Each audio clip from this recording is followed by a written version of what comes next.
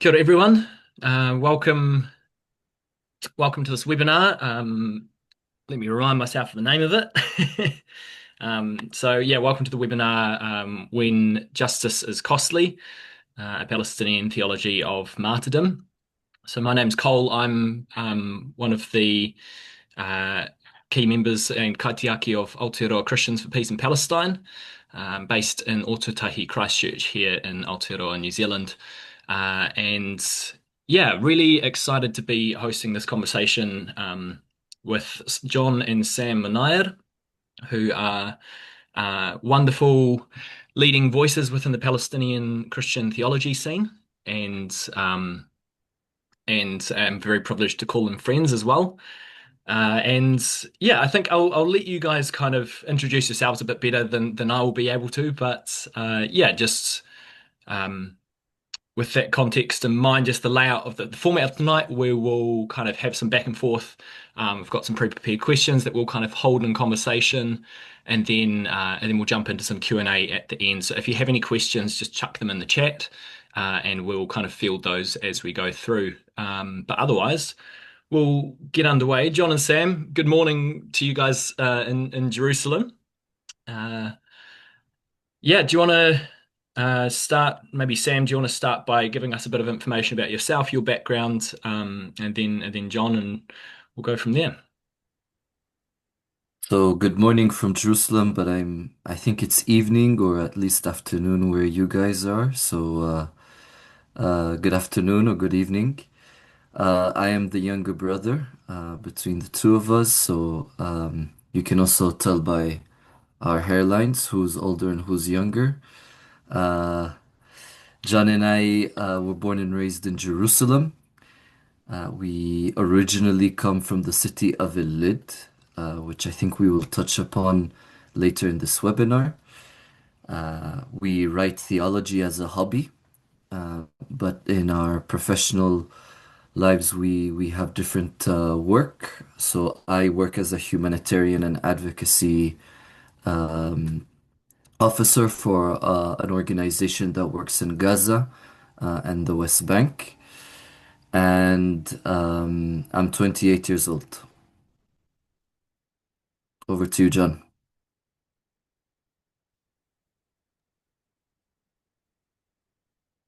Good evening to everyone. I'm John. Um, I'll just add to some of our background. So our father's is from the city of Velid. Our mother's actually English, and we grew up in Jerusalem, and we went to an Israeli Jewish school, just to add to that complexity and diversity. Um, and then we studied theology in university and continued our sort of academic path and led us to Palestinian theology. And while Sam works in advocacy and humanitarian work, I work for an interreligious peace building organization. So I've been at the organization for 5 years now.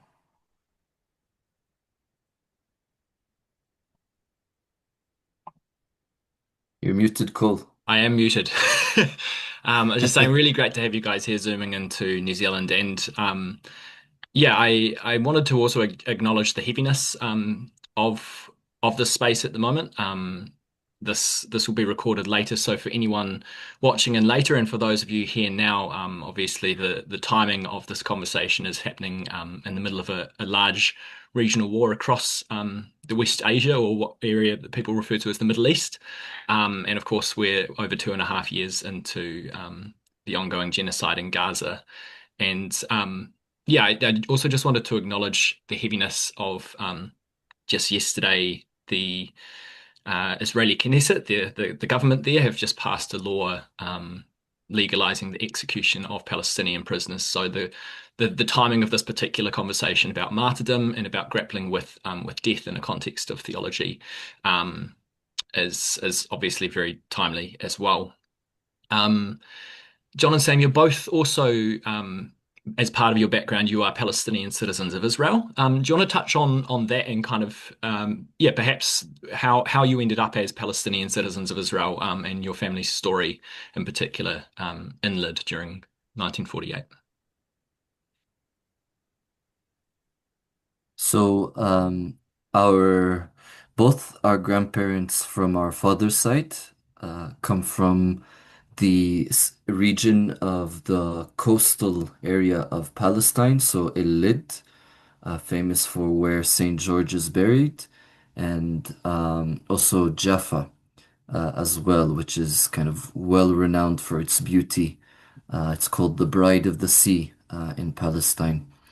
And both our grandparents became refugees, internal refugees, in 1948, what we Palestinians call the Nakba, which is Arabic for catastrophe. And they managed to stay in the city of Lid by hiding in the Church of St. George, where actually Cole, you interviewed one of my dad's cousins there, speaking about the church and its importance. Our grandparents were internally displaced. Our land was taken. Our other relatives were imprisoned and some also expelled. But particularly our grandparents, they managed to stay. My grandfather had the wisdom to know that this type of military escalation is not a usual one, but it's one that is characteristic of displacing people and taking over land permanently. So they managed to stay in the city of Ilid as refugees. But since 1948 to 1966, and my father was born in 1955, they stayed in what is called a ghetto and were under martial law until 1966. And in 1966, the Israeli government decided that all of the Palestinians that remain within the Green Line, within the lines of what's called 48, would be granted Israeli citizenship. So in 1966, my grandparents and my father and my aunties and my uncles became Israeli citizens.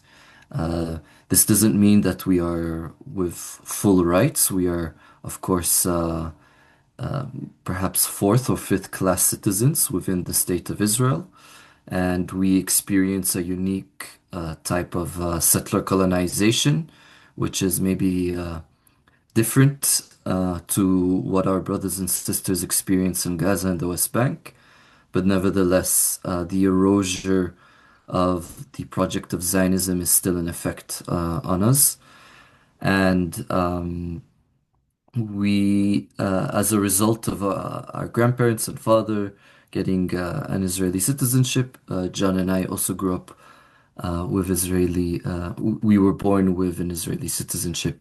And it provides us with a different set of challenges because we interact much more with Israelis as compared to others in the West Bank and Gaza who do not, or they only interact with violent settlers or the army. And yeah, we speak fluently Hebrew, and we've had an array of different challenges there. I'll leave it here and see if John, if you want to complement the answer I gave. Yeah, essentially in the apartheid system, there is for each Palestinian within a different geographical area has a different status. And we, Palestinian citizens of Israel, are probably the most privileged within that hierarchy of apartheid amongst the Palestinians. But I think one of the biggest challenges that we're facing at the moment, in addition to the genocide in Gaza and the ethnic cleansing in the West Bank and the war now with Iran, is because we're a community inside of Israel, Israel is trying to also get rid of us. And there was a poll done not long ago that showed that at least 50% of the Israeli Jewish population is in favor of displacing the Palestinians inside of Israel, Palestinians like me and Sam. In addition, one thing the government has been trying to do is to break the communities and societies from within, and it has allowed for crime to flourish, for different drug usage and trade to happen within the community. And there's about one murder a day that happens within Palestinian communities inside of Israel. So this is a community that is not only very fearful of the state and discriminated by the state within us. The police is allowing for crime to foster. So policing doesn't really happen in Palestinian majority spaces within inside of Israel. So this is a huge challenge at the moment facing the community. Mm.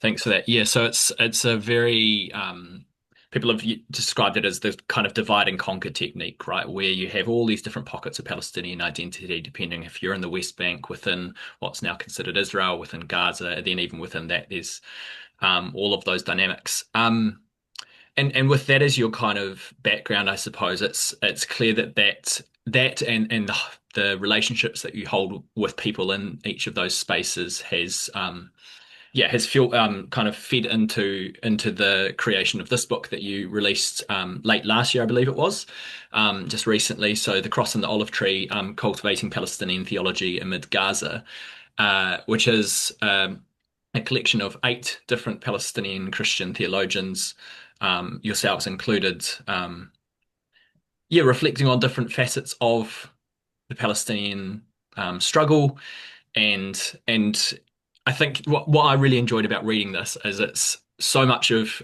Palestinian theology because of this dynamic of international communities fueling this violence in the land has been targeted towards predominantly Western audiences. And I think what this book has done really beautifully is it seems to have grabbed a lot of the theology in a way that's really approachable for Western audiences, but also, correct me if I'm wrong, but a lot of the theology within this is specifically speaking to Palestinian Christian communities as well with how to grapple with things internally.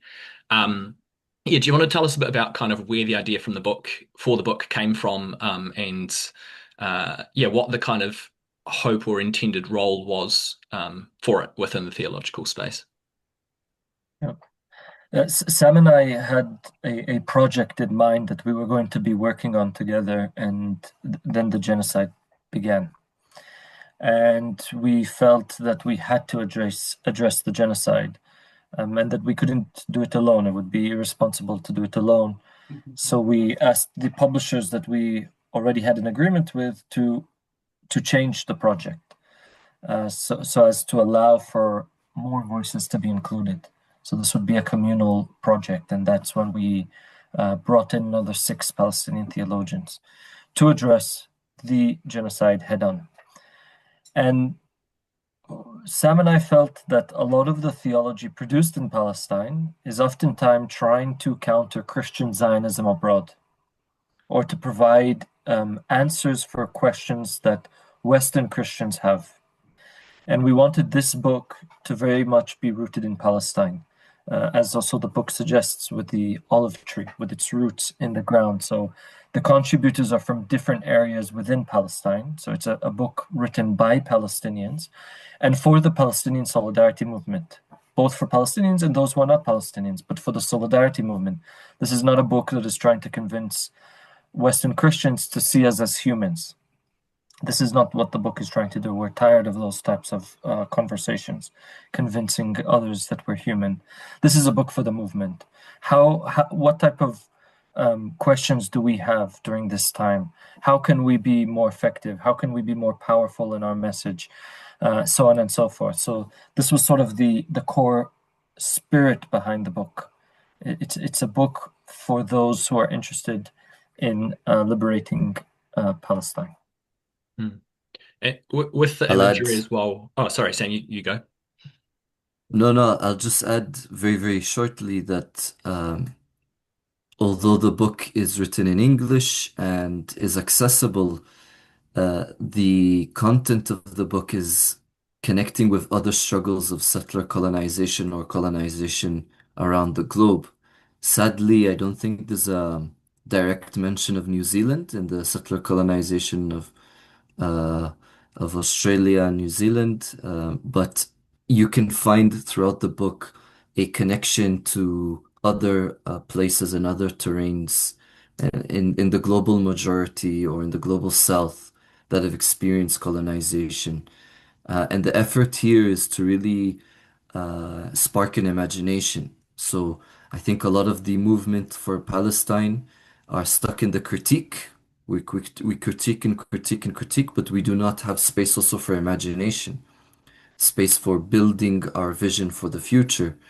And that's why I think we also wanted to highlight different contributors for the book, not only to set the tone like the olive harvest where we do theology together, but to really show that we are exploring new theological terrain and for the purpose of imagination, not only in the critique side of colonial theologies and oppressive theologies.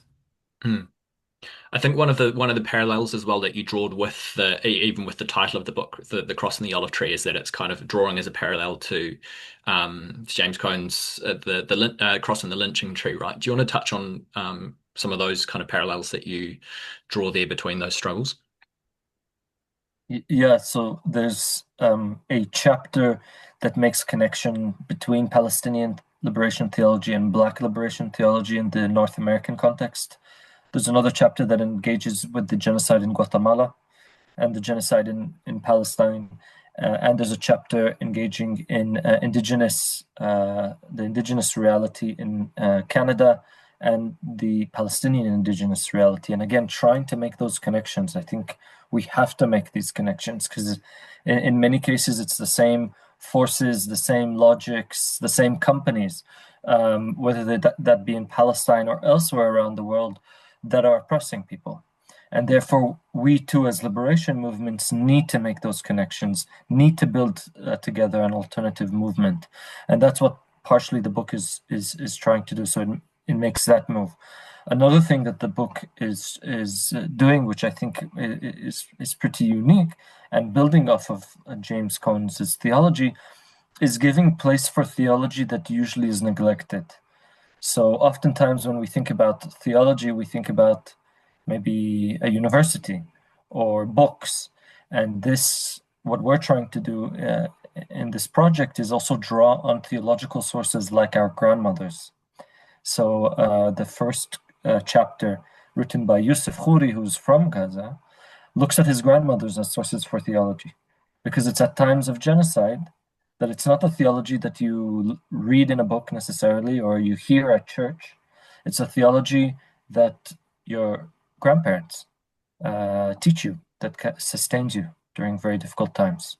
So this is just sort of one aspect, but I'll allow Sam to elaborate a bit more on the connection with James Cone.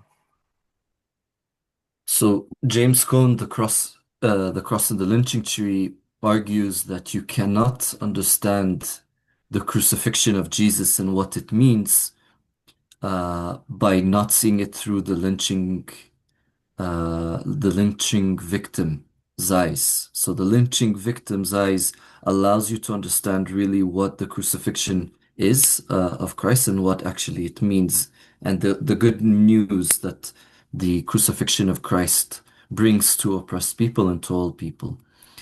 Now, the dialectic manner of how James Cone does with the cross and the lynching tree is the same thing that John and I are trying to do, which is you cannot really understand the crucifixion of Christ without seeing it today with the crucified people of Gaza and the West Bank and in generally the Palestinian people. But we go a bit further in saying that the olive tree is not necessarily only a symbol of the crucifixion of our people. You know, the olive tree is associated with our identities. The olive tree is a symbol of Palestine itself. So it's really dialectically engaging with our faith, but also with our Palestinian identity. And that's similar to to James Cone, how he dialectically engaged the cross and the lynching tree and argues that they interpret one another.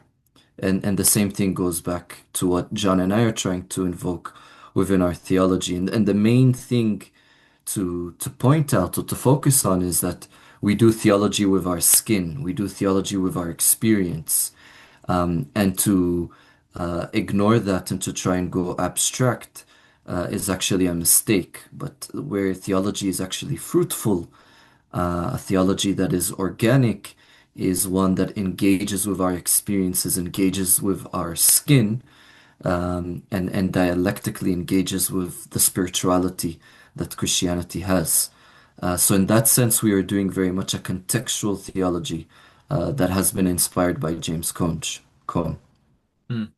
You can be such a disconnect, right, between our theologies and people's lived experiences. And I think that's exactly what you touch on there. I mean, we're in the week of, at least the Western calendar is in the week of the Holy Week within East, leading up to Easter weekend. And we often get this very sanitized version of that. I mean, we wear crosses as necklaces, forgetting that the cross should offend us. You know, the cross is this device of degrading treatment and inhumanity and death. Um, and that was what Jesus went through and what people are going through in Gaza today. Yeah, yeah. So I think that draws really beautifully into the chapter that you guys have written on a theology of martyrdom, which we intentionally have kind of kept as the title of this webinar because I think it draws curiosity from people. I think we have an interesting relationship with that word, particularly here in the West, where there's so much weight and so many different narratives that have been put on it. Um, and your chapter really kind of dug into, what is martyrdom, what is the history of Christian martyrdom, and what is the kind of theology surrounding that. Um, do you want to, I guess, start maybe with like the language of martyrdom, and what that means? So martyrdom really, as you know, Cole, is all around Palestine. We have martyrs graffitied on the walls of refugee camps. We have saints that are great martyrs. For example, Saint George, who's the patron saint of Palestine and is buried in the church of Saint George in the city of Elid, which our ancestors built. He's considered the great martyr, the martyr of martyrs. So martyrdom is something that is all around our reality, and after the 7th of October attack, us as a family we received death threats from a right-wing hooligan gang. As a family, the realities beyond the what we've been witnessing in Gaza and the West Bank, it came home and it was a question that was unaddressed theologically. So martyrdom is all around us, and martyrdom, as you point out, is abused. The term is loaded. The term is often misconceived. On one hand, people either glorify suffering and understand martyrdom as this, glorification of death or of great suffering. Or on the other hand, martyrdom is seen as a Muslim person committing what the West calls like radical jihad and doing acts of terrorism. But actually, martyrdom in the Christian meaning is to be a witness, and that witness doesn't necessarily focus on death, but actually focuses on life and on love. But in contexts such as Palestine and other places, that focus often, that witness to life and love, leads one to great suffering and death. So what John and I were motivated is to grapple with this term and also grapple with its meaning because we all question in our lives, even in Palestine or in New Zealand, what is our meaning? What am I willing to witness for? Why is it costly? If it is, I do an act that comes at a great cost. Where does that come from? What's the vision of it? What's the meaning of it? And in that sense, that's why John and I wanted to write about it. Because a lot of time we focus about the relevancy of our faith, but when it comes to the price of doing justice, being salt and light, that is a topic that is less discussed. Yeah, and in addition to the threats received in our specific family, I was teaching at the Bethlehem Bible College in November, and I prepared a lecture. And the student said to me, "John, we don't want to talk about what you prepared. We want to talk about the martyrdom." This was coming from a group of eight students between the ages of 18 to 22, right? We had church members being bombed in Gaza. We had two elderly members who got sniped in Gaza.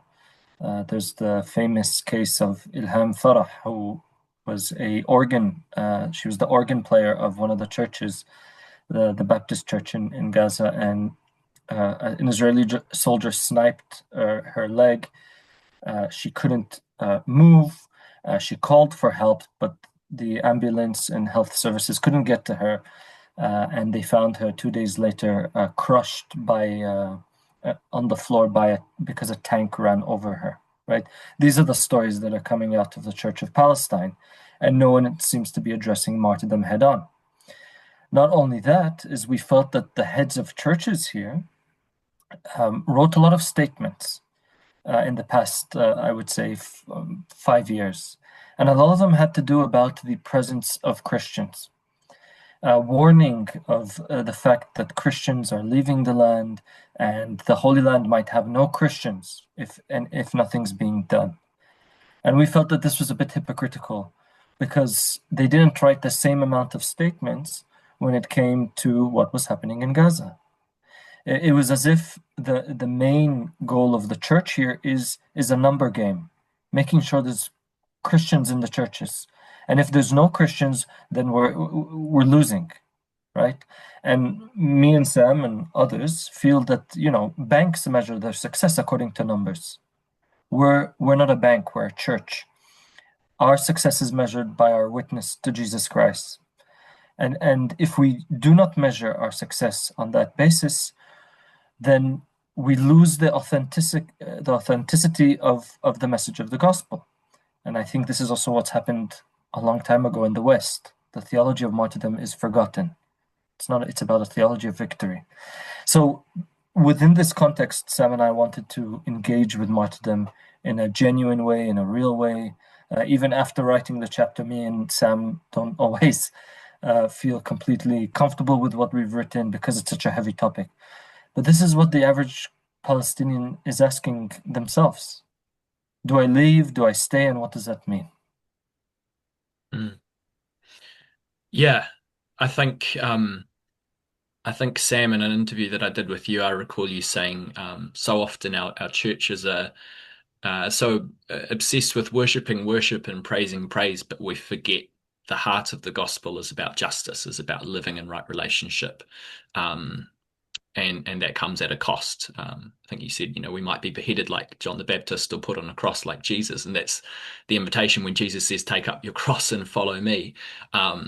When we think about what the cross was, what that meant at that time, it's all about martyrdom, right? Not all about, but it is. It's this idea, right, of bearing witness to injustice and seeking change, even in contexts like we're seeing in Palestine, where nothing seems to be getting any better, and yet hope persists, I guess, within that, but because we embody justice and hope in action.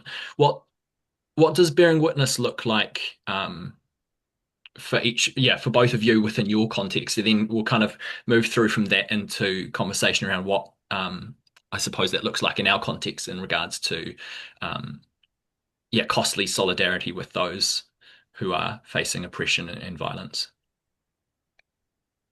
Just to reflect on what you commented about the interview about churches and worshiping worship and praising praise. Sadly, our churches have become institutions that are where people go to that institution to either get high, with nice music effects and nice lighting, and maybe a sermon that is very well articulated that makes you feel very intelligent and clever. But it's in this process, what I've seen in many churches is that they've actually lost their mandate, which is picking up the cross and following Christ. So this is where really the theology of martyrdom speaks directly to is criticizing institutions, specifically churches that seek to compromise their witness for their own survival, for their own institutional life. And we've seen this across the board. throughout the genocide, not only in churches but organizations, communities, and more. What witness means for me in Palestine is first staying in the land. I have the option to leave. I know many sometimes are forced to leave, but for me, staying in Jerusalem, living in Jerusalem, working for justice and peace in my daily life is part of my overall worship that I try to do to God. So that's the first point of what witness means to me. The second thing is to be in community. So the concept of martyr and martyrdom and witness is very much connected to community. It's never an individual act. You cannot baptize yourself. Someone else needs to baptize you. And baptism is the induction to the martyr church. It's the process of dying to yourself and being reborn. So the second one is really trying to strengthen the community here and embodying, trying to embody Acts chapter 4, where people broke bread together, prayed together in one accord. And then the third is when there is injustice and when there is sin, both in an individual place but also in a system, that I witness against that.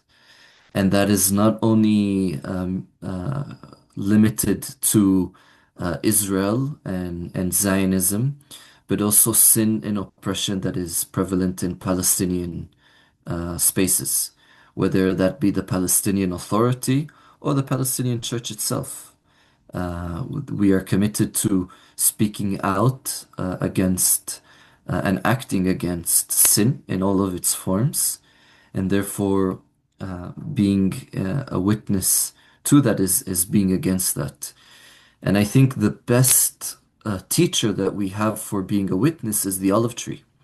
The olive tree is one that withstands drought, hot weather, settler violence, Israeli state violence, but remains rooted in the land, produces fruit, produces olive oil, produces so many important, elements for Palestinian life that I think the olive tree is the one of the best witnesses to the injustices, but also to the creator, to the sustainer of life, to love. And I think that's how I try to embody my witness in Palestine. I very much have the same sort of points as Sam. The only thing I would add, since we're in Holy Week, is the greatest failure of the disciples was to abandon Jesus during his trial. And when Sam says that we are, trying as much as we can to stay in this land, is we're trying not to run away from the trial. We're trying not to run away from the crucified God. We want to remain as much as we can in that sort of in that moment, which is an everyday moment here. So this is definitely a challenge. Is like the disciples, not to run away, not to pull out our swords, and not to fall asleep. That's what it means for us to be a witness here in Palestine. Is to stay here, be with those who are oppressed. And I'll just add that another way of being a witness here is being a voice of liberation and also being a voice of reconciliation. Our goal here is, at the end of the day, is to transform relationships to how they're meant to be. And therefore, we require justice for that to happen. We require to dismantle systems of oppression, but also to call to people to transform their relationships in the spirit of reconciliation.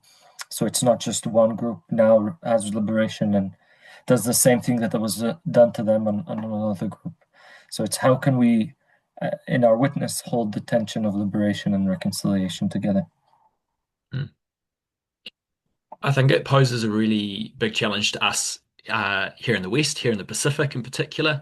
I so often hear people saying, "Oh, it's devastating what's happening over there," completely neglecting how interconnected this world is and how connected we are, even from here in Aotearoa, New Zealand, to what's happening there. Particularly as a Christian community, as you've touched on, I think Christian Zionism, or just the kind of default apathy of many churches, has fed so directly into what is happening in Palestine, into fueling apartheid, into fueling genocide and settler colonialism. And um, so, yeah, I suppose shifting that through to what does martyrdom look like in our context? What does it look like to be a witness um, globally? I suppose I mean, not I suppose there is an element of it that is costly, right? Like we've seen so many instances, as you've touched on within Israel, but in many countries around the world, people speaking up and losing their jobs, losing their scholarships or entry to university, people putting things on the line because they recognize the gravity of this moment, that this is, as Pastor Munayer Isak puts it, the Gaza is the moral compass of the church today, and how we respond to that is representative of our faith and where it sits. Um, what to you, um, what would you like to see from churches around the world? What does costly solidarity look like when it comes to how we respond to what's happening in Palestine? What does it look like for us to be a witness? Yeah, and how do you feel about how the church is doing that or failing to do that at the moment? Yeah, I just want to say that I always find it strange when people like to think of Palestine as something far away and as if New Zealand doesn't have any connection to this place. I mean, in the past 6 years, we've realized both through COVID how interconnected this world is, and now with the oil prices, how interconnected our economies are. So this type of, Palestine is far away and therefore I don't need to bother is just, it's not being genuine to how this world works. And in addition to that, New Zealand, purchases arms from Israel, so is directly involved in arms sales with the rogue state. So I think we need to make sure that we're very clear about how interconnected our realities actually are, even though we might be in some distance from each other. And another thing, and if that is the case, then also the justice and liberation issues that you faced in New Zealand are directly connected to the liberation and justice issues that we face here in Palestine. They're interconnected. The same, whether it be the spiritual dimension of how people look for greed and for money and power, that same sort of spiritual dimension is both faced in New Zealand and Palestine, but also the actual material companies, governments, that they're both benefiting from people's oppression as well and marginalization. So when fighting against issues within New Zealand, you're also doing it for Palestine and vice versa. We're interconnected. And I think the church, as you mentioned, has a lot of different options to being a witness when it comes to Palestine. And we are happy to think with you as a community how that can be done. And there's many things that can be done and within each person's sphere of influence and also gifts and talents. Just to add on, in Palestine, I remember when there was something being issued in the New Zealand Parliament going against a long treaty that it had with the indigenous people there. And it created a big backlash in New Zealand and kind of sparked. And in the protests, you saw that those who some of the indigenous people who were for or against this kind of new motion, I can't remember what it was, were carrying Palestinian flags. So that's just to show you how much we're connected. But the second thing is, you know, we receive a lot of people from the Pacific in Palestine. when you look at islands like Samoa, Fiji, and others, they get chartered planes for Christian Zionist events in Jerusalem. So I think, there's a local role that New Zealand has. I know it's a very big region, but in that area. The second thing is if you look at the legacy of Australia and New Zealand's mining companies on islands such as Bougainville and in general Solomon Islands and its connection to Papua New Guinea and the kind of the role they play. This is not only affecting the climate, which of course Palestine gets affected to it, and therefore our struggles against capitalism is united. These companies that pollute the earth and genocide also people. They genocided the Bougainvillean people together with the Papua New Guinea. You know, these companies are also the same mining companies are the ones that are trading arms and supporting the settlement expansion. So I actually think once you have a different lens that is beyond just the geography of the world map, but the geography of how companies, governments work, then you'll see that we're very much intimately connected, and that the struggle doesn't is not limited to how many kilometers you are connected, separates between you, but actually the values and morals that define that struggle. So in that sense, I would speak directly to New Zealand and the Pacific area in general. But I think more broadly about what the church, international church's role of martyrdom and witness is also something for you to articulate and not necessarily for us to demand from you. We can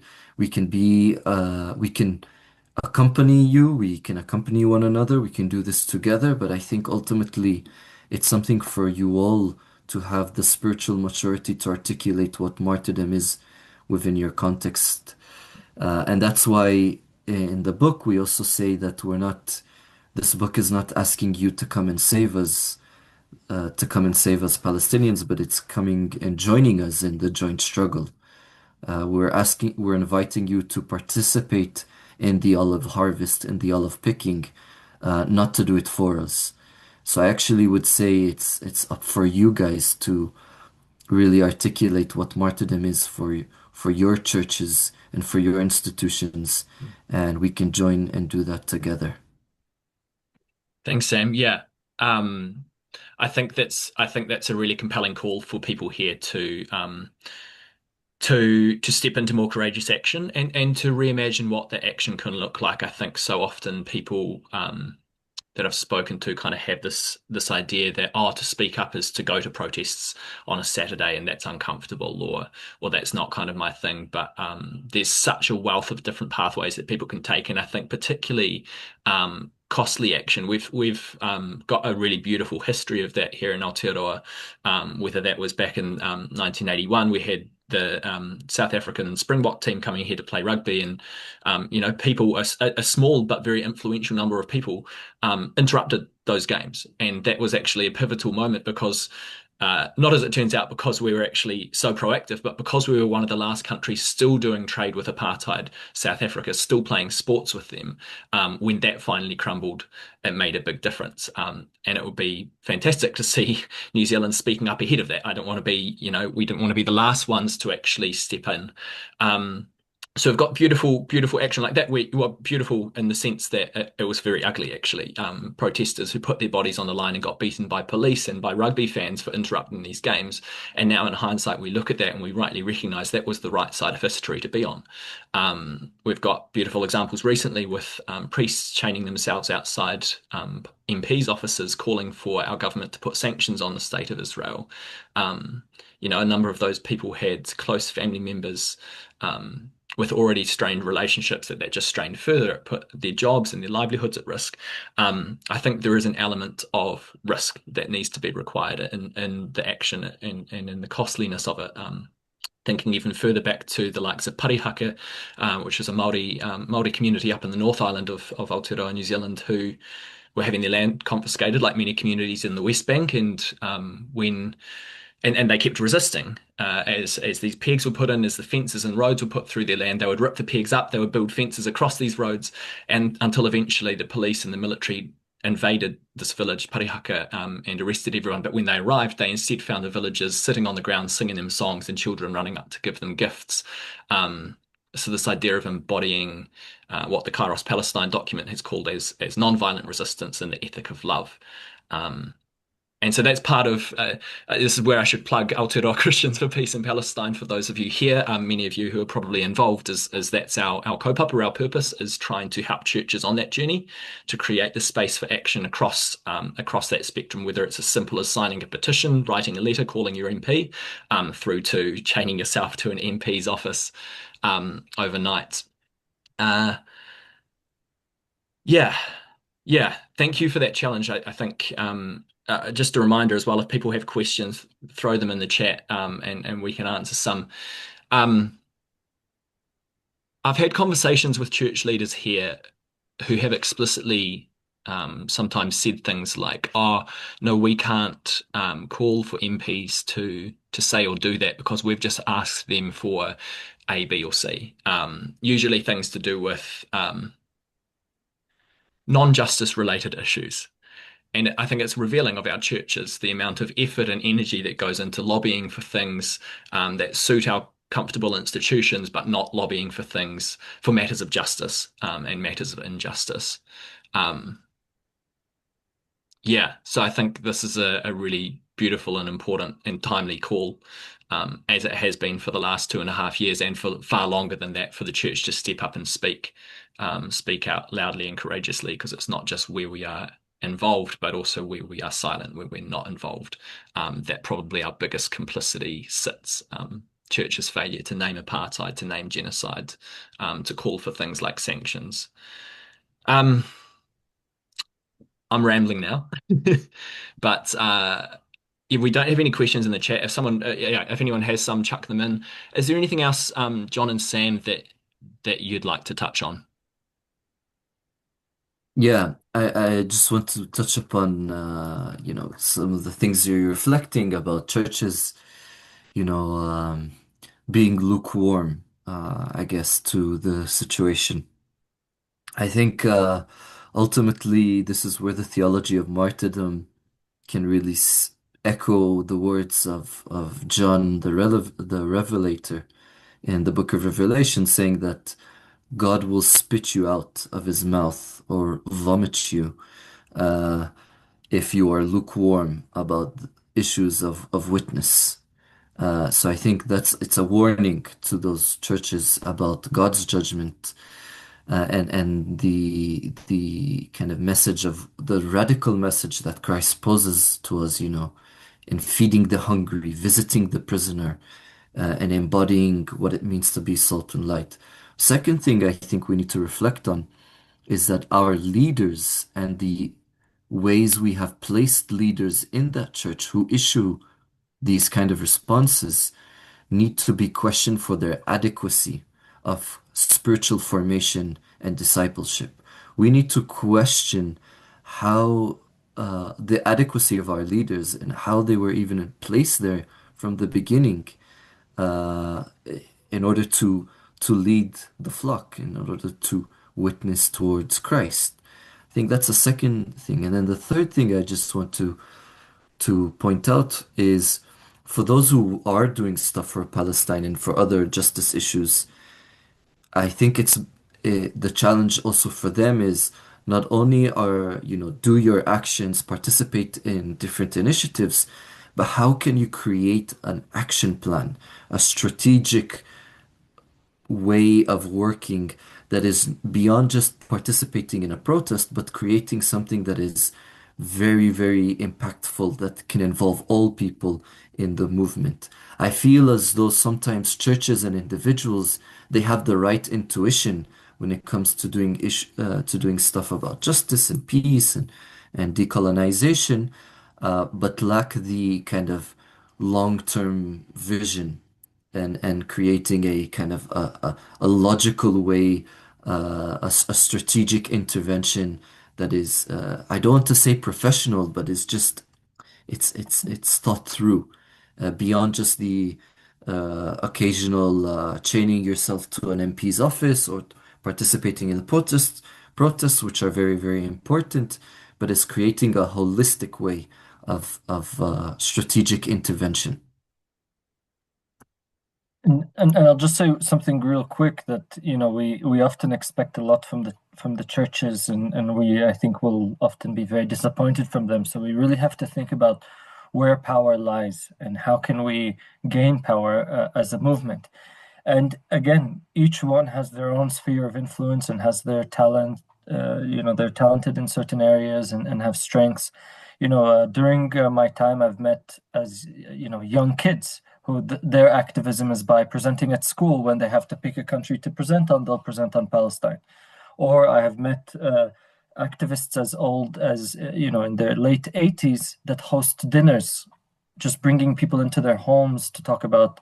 There's so many creative ways for people to be active for a variety of reasons. So we need to be creative in how we do our resistance. And it's not always the one-man show type of activism, but a community-led one, which means artists and farmers and lawyers and doctors and unemployed people, and it can be everyone together.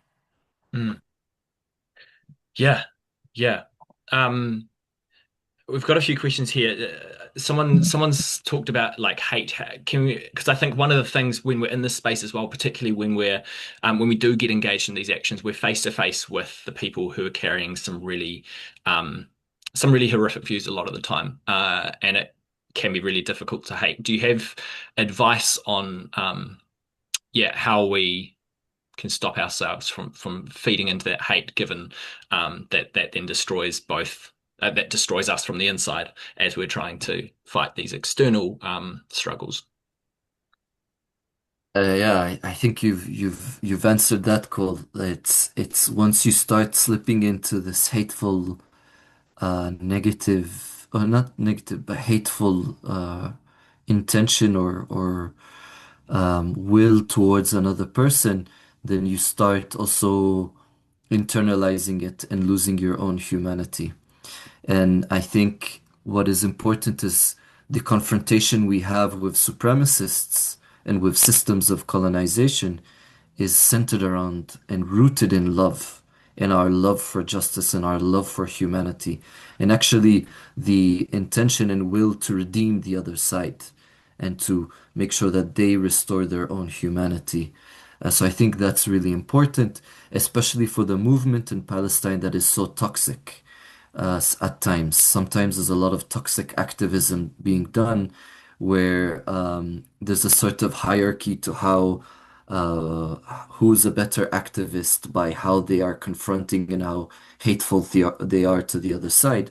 I think we need to center our movement on love and embody the kind of incarnation where Christ and God met us where we are at by choosing to be human and choosing to be weak and to be, choosing the weak people to come in and share the witness of Jesus. And I think we can embody that kind of spirit of incarnation by meeting people where they're at. At times, we need to dust the dust off our sandals and leave when there are places that it's not worth it to engage with. But at times there are people along the way that, need that kind of patience that we also have experienced because we also have our own shortcomings and faults. And actually, what's helped myself and many others is that kind of patience in our stupidity and in our own supremacy that and racism that we also carry. So that's how I think we deal with hate. Mm, I'll just add to maybe in addition to what Sam said, to also practical things that can help. The first thing is to remind ourselves that we are also oppressors in certain relationships and systems. Me and Sam, for instance, are men, and we can easily participate in structures or systems or cultural practices that are oppressive towards our sisters, or the fact that even the phone that I'm holding in my hand probably meant that someone was exploited in that process. So to remind ourselves that we're also oppressors. It's not a binary, right? The second thing is to pray for those that who are our enemies. I can't explain to you the feeling sometimes that I have when I pass through a checkpoint and an Israeli soldier disrespects us and kind of has all the power in the world to do whatever they want to us in that moment. I can't express to you that feeling, but something that helps me after I pass through the checkpoint is to pray for them. There's something that changes when I pray for them, so I would recommend and encourage everyone to pray for those we really can't stand, and keep us up at night. Mm. I think there's something in there as well. I've just been kind of thinking about during this Easter week what it means to participate in the resurrection and the recognition that we all play a role within these systems. Both holds us to the responsibility of addressing that injustice, but also gives a much deeper image of grace that God doesn't just forgive us for our participation in these systems of collective sin, but actually invites us to participate in healing those systems. And I suppose you've got the two ends of trying to change, meeting with people and trying to change things. But when people don't want to meet in good intentions and they're not going to change, then the idea of holy disruption, right? Like disrupting the systems that are allowing this injustice to continue, even to the extent in this idea of bearing witness that we drive ourselves into the machinery of injustice to bring it to a stop. Yeah, we've got a few more questions that are coming through now, which is great. We're probably only got about 5 more minutes before we need to go, but there's a couple about reconciliation and interfaith work, particularly John, your background, and for you guys as a family, very well connected with Musalaha, which of course your father Salim founded. Yeah, do you want to touch on kind of what interfaith co-resistance looks like in Palestine at the moment? Yeah. Yeah, and I'll answer shortly because of time. Um, we Christians are less than 2% of the population, so we have to engage with our Muslim and Jewish neighbors, and therefore our work has to be also interreligious in nature. And whether we like it or not, this conflict here in Palestine is also connected to religion. I don't agree with those who think that no religion has nothing to do with this conflict or it has everything to do with the conflict. I think it's part of it. And therefore, we have to engage in also theological questions, religious questions, so on and so forth. So that is part of the work that I'm involved in, but also my father who founded Musalaha and our brother who also contributed to the book, Daniel, he's involved in co-resistance work. So how can we together, Israelis, Palestinians, Jews, Muslims, and Christians, work together in the spirit of reconciliation in a way that liberates us all from these harmful systems? And I think that that's really, really important work. We're trying to create the movements on the ground. That's our responsibility. And then the work internationally will help. But we need both of those together in order to see transformation.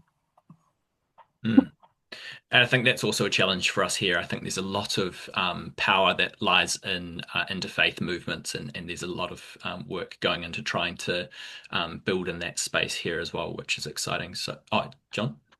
I'll just add, though, we also need to be very cautious of interreligious work because not all interreligious work emphasizes justice and liberation. And there's a lot of interreligious work or even reconciliation, peace work that really is there just to make the powerful feel good with themselves. And we need to use discernment when it comes to peace, reconciliation, and interreligious work. Because sometimes it's just initiatives of bringing people together so they can sing songs and hold hands and eat together and halas, peace has achieved. No, we need to be very careful with some of these initiatives that are actually doing more harm than good. Mm. I think your brother Daniel talks about the language of co-resistance, right? More than reconciliation. Like until there is justice, until we actually confront the systems as to why there is not peace, we cannot have full reconciliation. And how often dialogue has been used just to kind of stifle resistance and criticism and moving in the right direction. So. Um, we probably have to close off there. Someone's just asked the best place to get the book. This is the book here, Crossing the Olive Tree. I've just put it in the chat there for anyone interested. It's around 40 to 45 New Zealand dollars.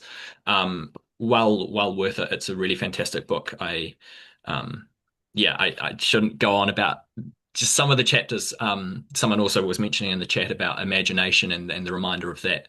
Lama Mansour has a fantastic chapter on that, on the need to imagine um, an alternative future so that it's not the oppressor doing that imagining for us. And I think that's very true here in Aotearoa as well. How can we imagine an alternative to the way that our systems are currently functioning, so that we can move in that direction and know not just what we're against, but actually what we are for. Um, John and Sam, thank you so much for your time. It's really appreciated. I want to just throw to you if there's anything that you really want to add before we close up. Please pray with us, and I think, as we have mentioned in this webinar, that we are connected in some way. So please pray with us. We're going through a very difficult time. There are developments happening that are very worrying. So pray for us also to have courage and faith during this time.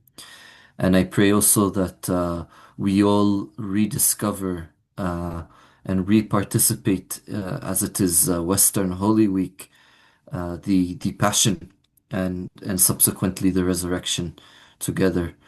And I hope to either see you in Palestine or to see you in New Zealand if I ever get the chance. Inshallah. Uh, a big thank you, obviously, to you personally, Cole, for all the work that you're doing, but also to everyone on this call. Thank you for showing up. May this time of reflection on the crucifixion transform you, and may the resurrection empower you to be witnesses to Jesus Christ in our times. And we need more and more witnesses.